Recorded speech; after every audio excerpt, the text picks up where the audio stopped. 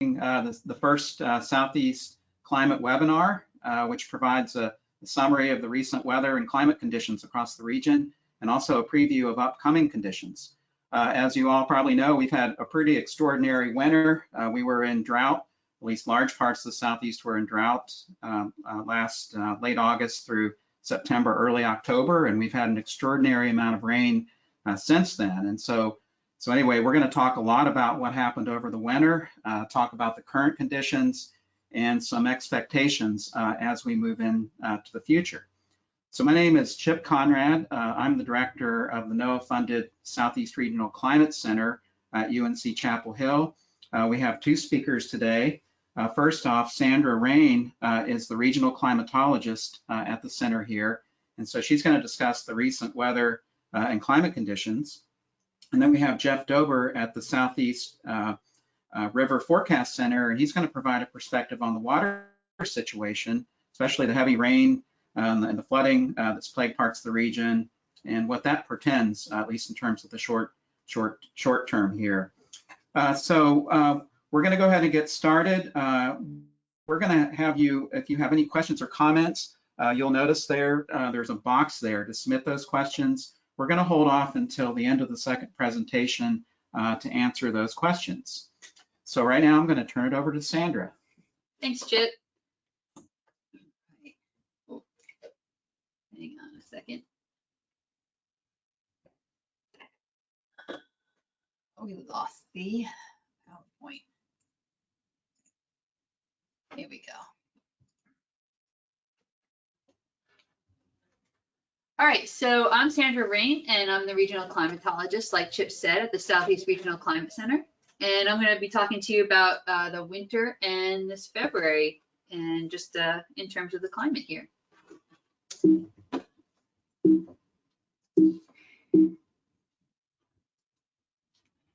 Hang on one second.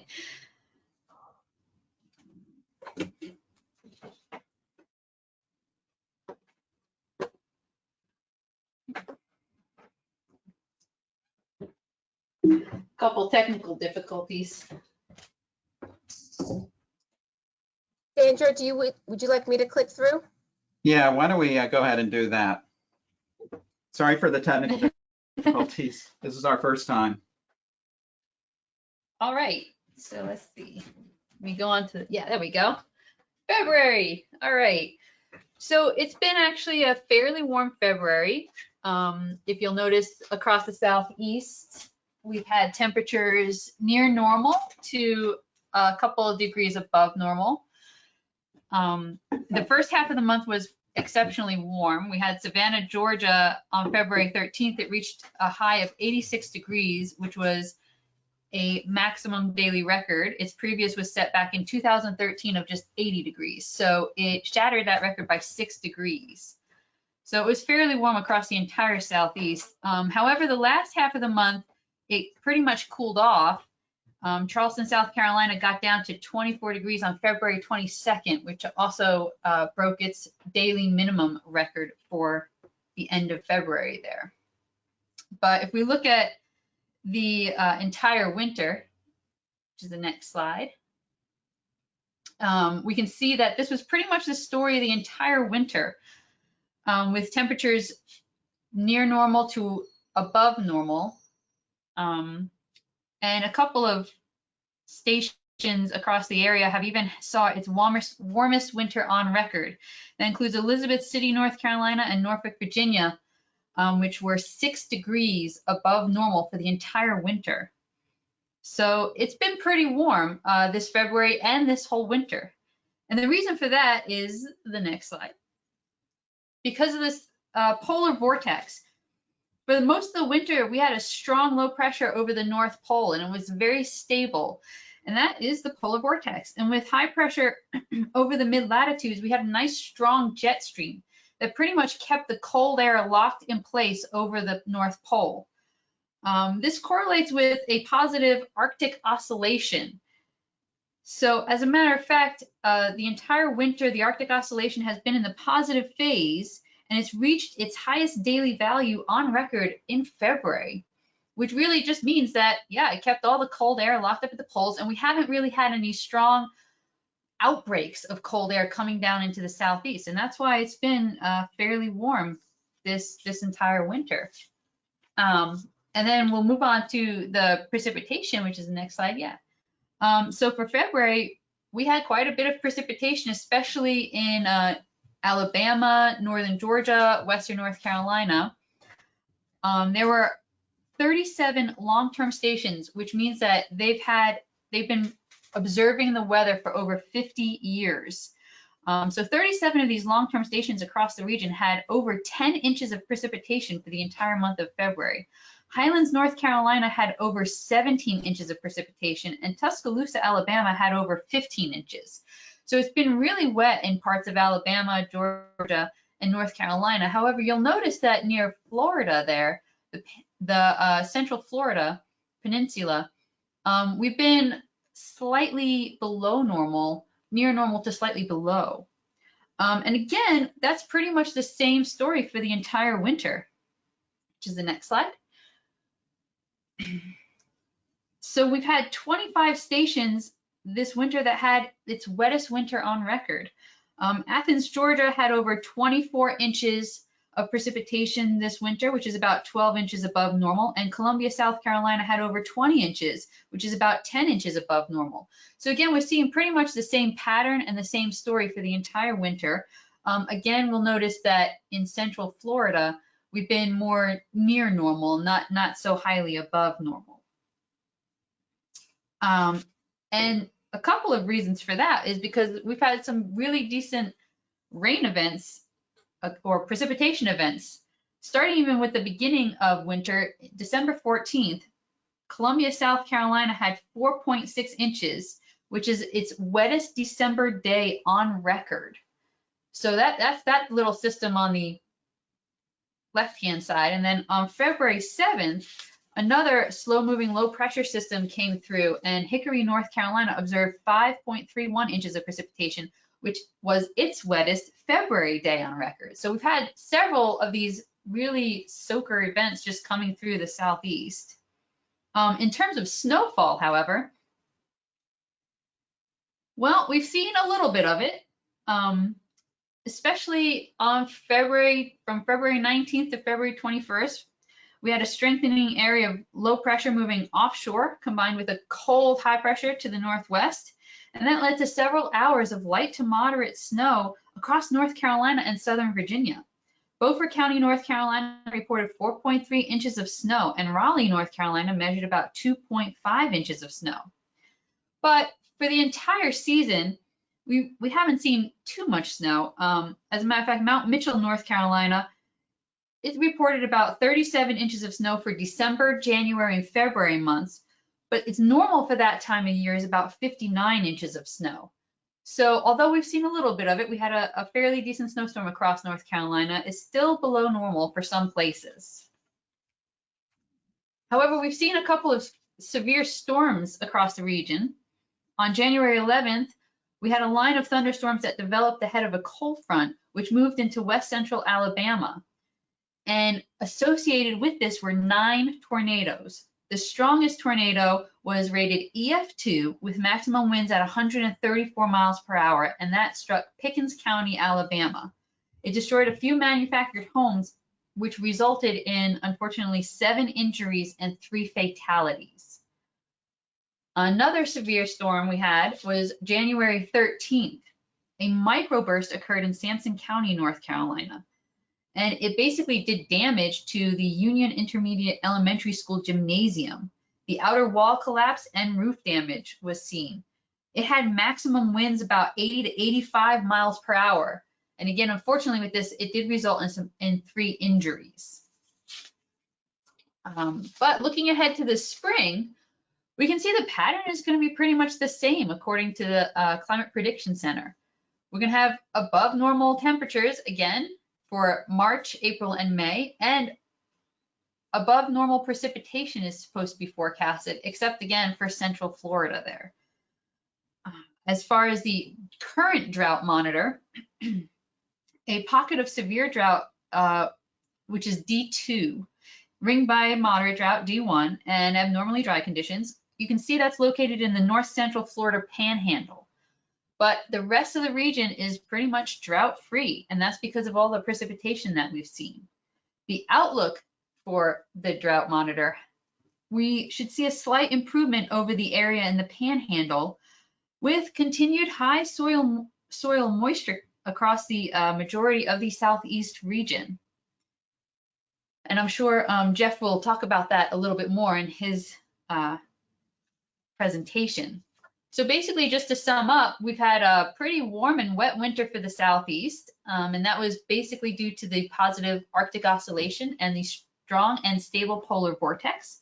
A couple of notable storms included the January 11th severe storms, the January 13th microburst, the February 6th to 7th rain event, and the February 20th snow. The current area of drought is in the panhandle of Florida, but hopefully that will improve within the next coming months, and spring looks to be warm, wet, and drought free.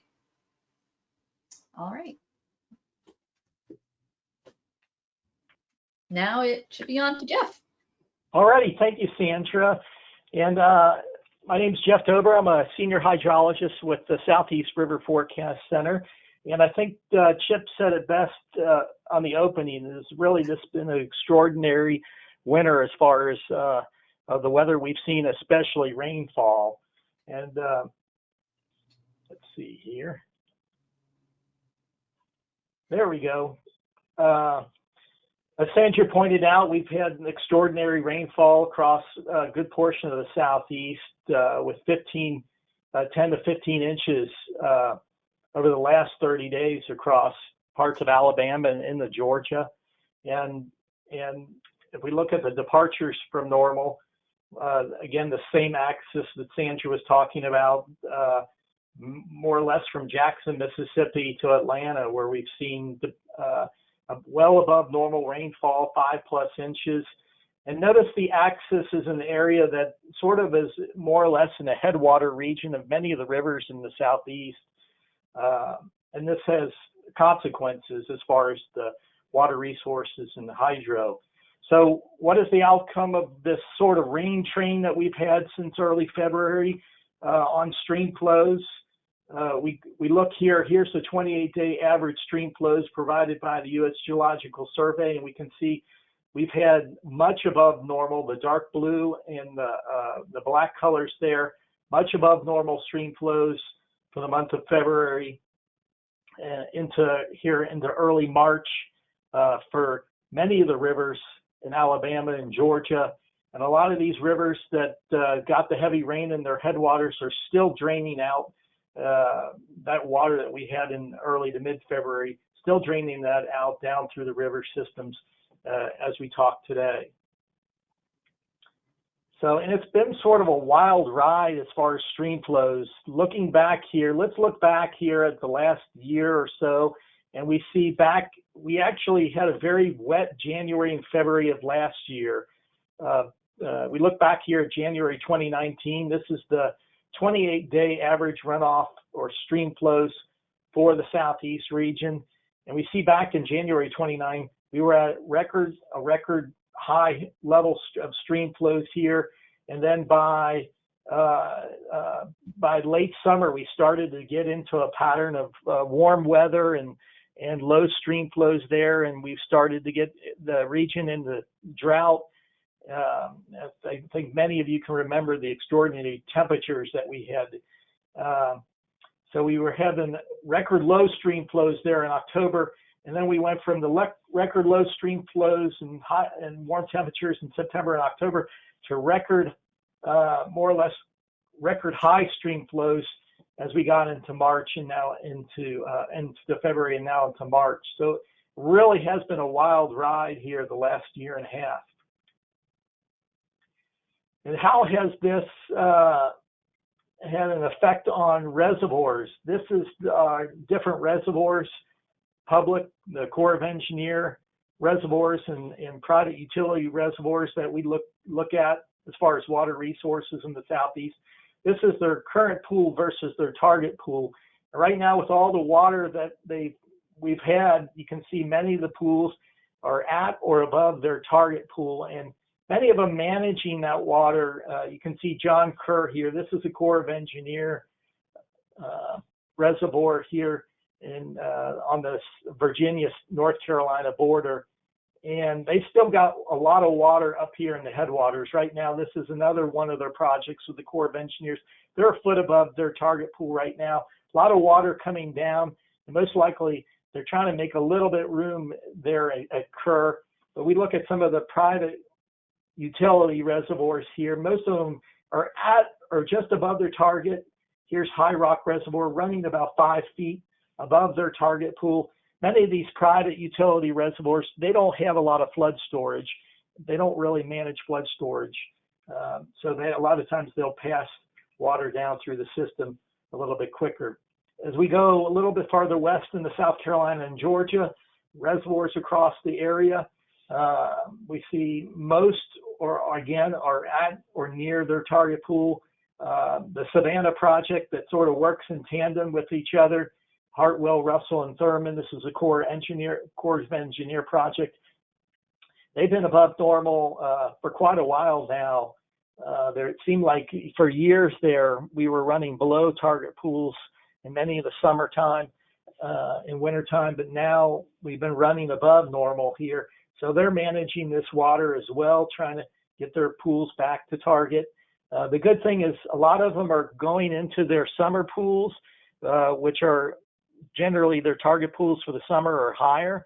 And so they're going to pretty much start to ease into some of those summer pools. Then we look over in the Georgia, Lake Lanier, the big water resource lake for North Georgia, running 5 feet above normal, and it has really been running 5, 6, 7 feet above their target for the last month or so, which is really, again, extraordinary. And then we move a little bit farther west into Alabama. Many of these reservoirs are Alabama power reservoirs. Most of them are at their target. Some of these ones in the headwaters have flood control there, Lewis Smith and at Weiss, and they're the ones holding water and keeping their pools a little bit higher. They'll be slowly releasing this water over the coming weeks. And this is one of the factors as we look at water resources and stream flows, is there's this reciprocating effect when we get the high rainfall amounts in these headwaters, and when these reservoir pools get high, it does take a water to basically get that water down through the system and down through the rivers. And that will be the case, keeping stream flows up as we go into the late spring. And so the overall consequences of what has been an incredible February has been the incredible flooding in February. This is the maximum flood impact at all our river forecast locations, and we can see the orange, red, and purple here indicating minor, moderate, and major flood impacts. And outside of the Florida Peninsula, almost every river has seen flooding, and many of the rivers have seen significant flood impacts, meaning moderate to major flooding.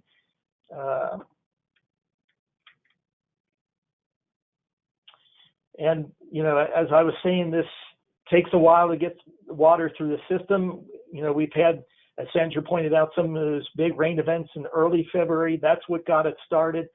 Many of the reservoir pools got up there, and now what we're seeing is this lingering effect, the water making its way down through the larger coastal rivers, and a lot of times these will stay in flood for weeks, in this case where we do have a lot of water moving through the system. And that's really what we're seeing here across South Georgia and the lower end of rivers in South Carolina and Alabama, is that we're going to see this flooding. It's going to continue for at least in the next week or so.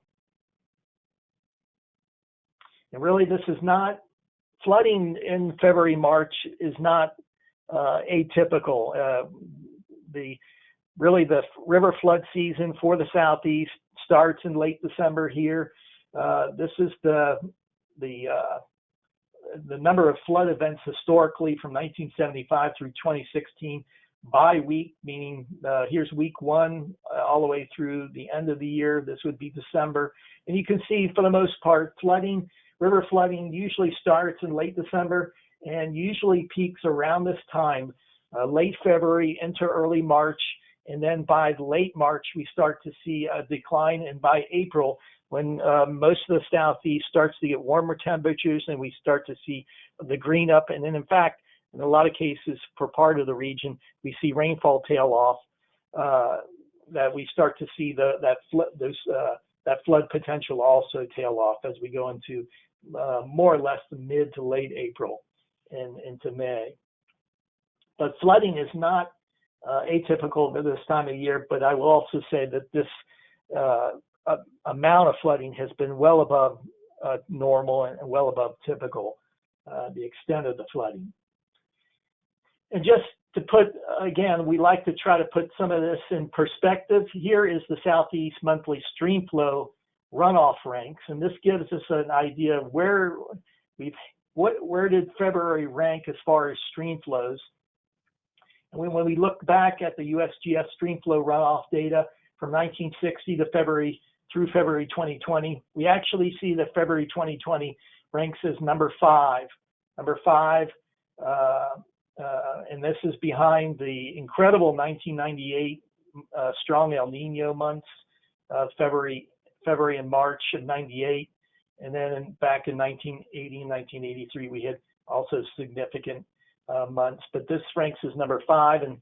And for us here at the River Forecast Center, for how busy we've been, that pretty much makes sense to us because it has been a very active month for flooding. Again,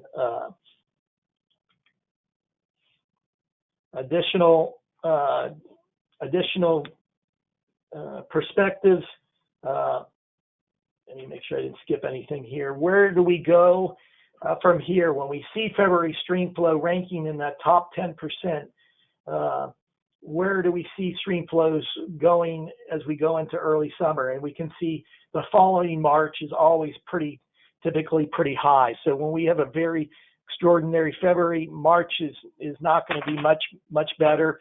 Most of the time, the average stream flows range in that top 10%. But as we get in the April, May, and June, we see that sort of tail off a little bit. And when we look at the analogs as well, this is when February stream flow ranks in the top 10%. As we March, we see those 7 years that are in the top 10%. For the month of March, all 7 of those years were in the top 3rd tertiary as far as stream flows. By April, 5 of the 7 years are in the top 3rd stream flows for that month of April. And then 1 of the year was in the middle tertiary and 1 was in the bottom 3rd. But as we get into June, we start to see it even off. So that gives us a little bit of hope, but it also shows us the sort of reciprocating or consequential effects of when we have those extreme winter stream flows in February and March, and how that goes into the late spring and summer.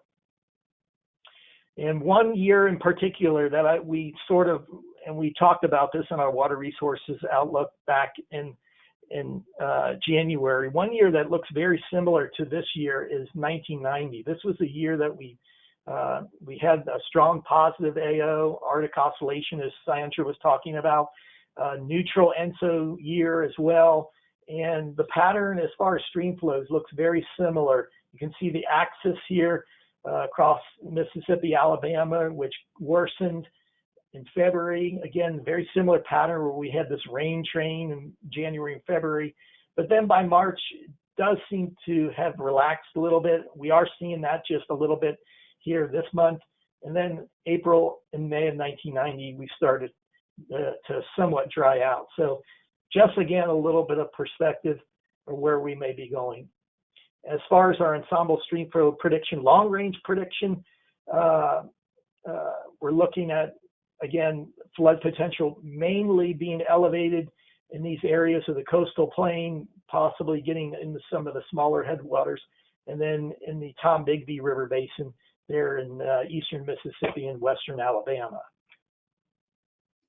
So overall, what we're looking for as far as late spring river flood threat outlook, again, it's going to be above typical across most of the southeast, with the Florida Peninsula being more in the range of typical. And then as far as drought, we really don't see drought being a problem. We still have that lingering drought there around the Tallahassee, Florida area, but drought has substantially decreased. You've got to see here at the start of the water year back in October, drought covered 41% of the southeast. Now we're less than 1% of the region with how wet it's been. And so in summary, stream flows again remain well above normal across most of the southeast. February and March are typical flood months for most of the southeast, but this has been more well above typical for February, and for March and April, I think the trend is going to be above normal or above the typical chances for river flooding as far as the river flood threat. Drought potential again remains well below normal, and the rain train typically slows into late spring, and that will, I think, help us lower some of these reservoirs and see these stream flows come back to normal levels. And so that's all I had from Southeast River Forecast Center.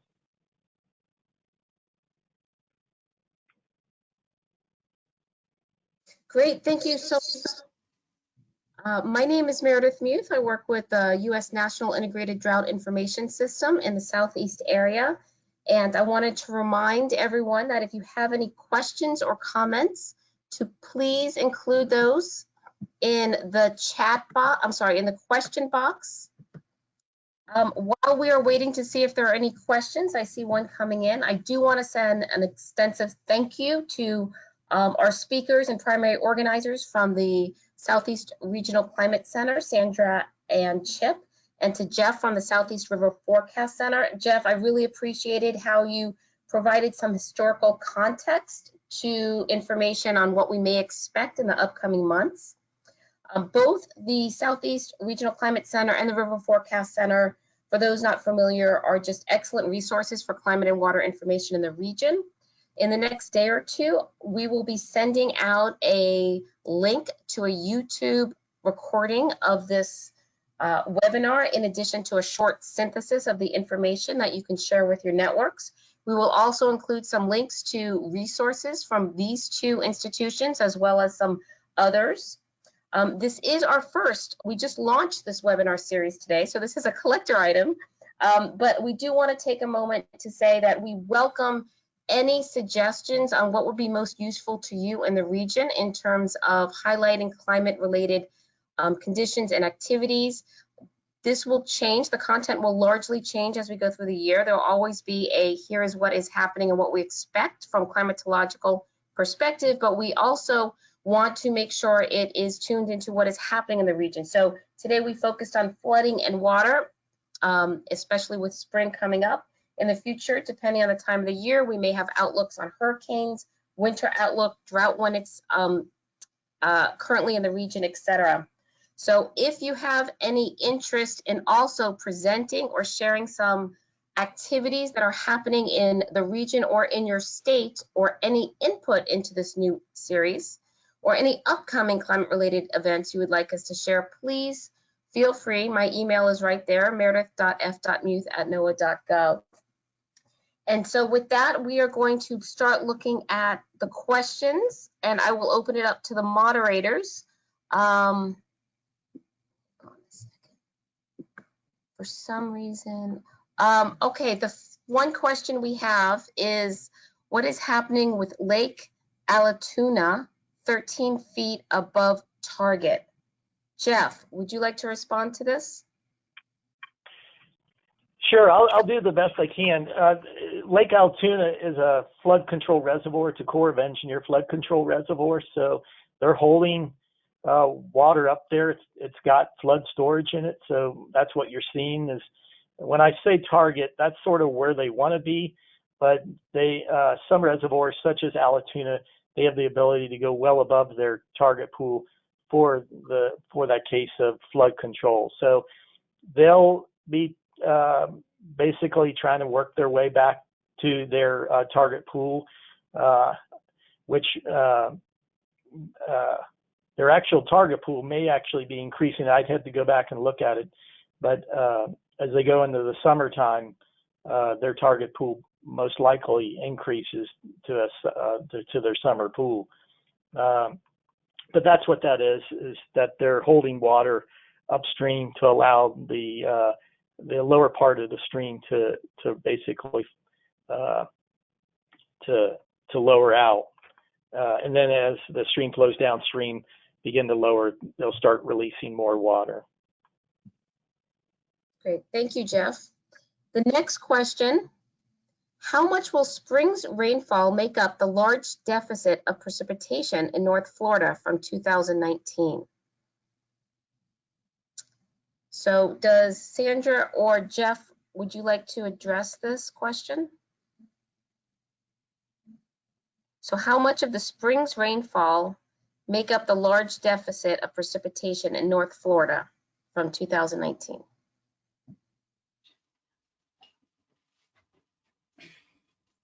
Yeah, that's a great question. I don't know that off the top of my head right there. So that would be something we'd have to look into. But it's not terribly below normal in North Florida, so it shouldn't be too much.